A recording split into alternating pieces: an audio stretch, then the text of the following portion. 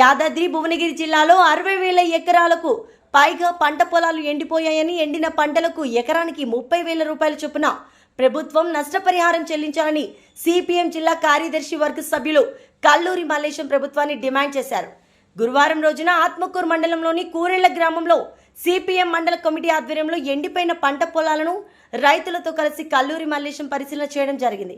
ఈ సందర్భంగా కల్లూరి మల్లేశం మాట్లాడుతూ వర్షాభావ పరిస్థితులను ప్రభుత్వం ముందస్తుగా అంచనా వేసి రైతులకు వేయాల్సిన పంటలపై సలహాలు, సూచనలు ఇవ్వడంతో లోపం ఉందని, ప్రత్యామ్నాయ మార్గాలను ప్రభుత్వం చూపించాల్సిన బాధ్యత ఉన్న రైతులను విస్మరించాలని విమర్శించారు.